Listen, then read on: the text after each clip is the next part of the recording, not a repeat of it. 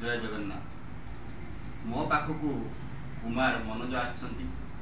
सी तांको पुनर्जन्म विषय किसी जानिबा को चाहते।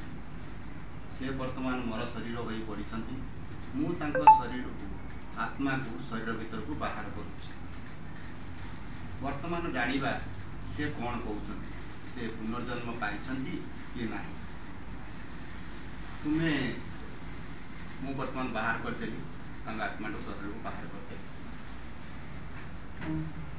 कुमार मनोज तुम्हें कह, तुम्हें राधा को कहीं भल पाओ एते, तो सबु बेले राधा राधा बोली खोजुच। कुमार मनोज कह। पुनर्जन्म पाई द्वापर जुगे मोर जन्म होता। द्वापर जुगे मुझे राजा सांग थी।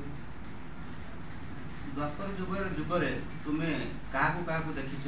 द्वापर जुगे वृषभानुर सांग थी। राजा बापा वृषभानुर सांग थी। जो मुझे राधा को देखे से भावी राधा जो मोर झील था सुखी था। तेणुक से जन्म एमती घर को जब जाऊँगी देखुली जे राधा को जब देखे मुझे भावुली राधा मोर झील राधा मोर जो झील था बहुत सुखी था। एमती भावुली से मोर से देखी बहुत खुशी होती। बहुत घरे जाऊँगी बर्षाना को बहुत थर जाऊँगी देखुली। बहुत देवादेवी से समस्त देखी कृष्ण समस्त सब देखी सब। अच्छा मनोज कहल, तुम्हें तो समस्त को देखीच सेठी। अश्वस्थामा को तुम्हें केउंटी देखीच? आउ एबे से केउंटी अछ? महाव्रत देखी। नर्मदा नदी पाखे अच्छा सुशरीर अच्छा समस्त बहुत लोग तुम देखी ध्यान कर अश्वस्थान को देखी। से जो नर्मदा नदी पाखे अश्वस्थामा तो अच्छा, आपण को यशोदा माता भी देखा देथिबे। से वर्तमान केउंटी अच्छा? यशोदा माता पुनर्जन्म होती से ओडिशा ओडिशा सब जिते सब आत्मा स्वजन सब जन्म पाई सहित ओडिशा अच्छा। दीपिका नाम से ओडिशा।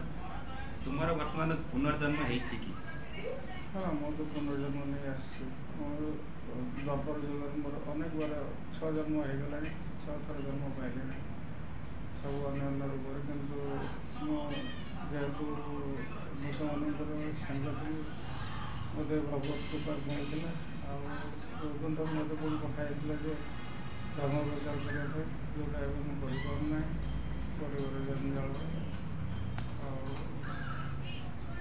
भक्षण द्वारा बर्तमान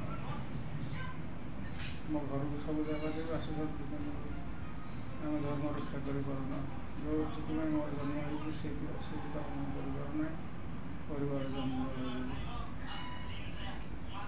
नमस्कार बंधुगण, आपण देखिले शरीर सीना मरी जाए किंतु आत्मा कहारी मरे ना।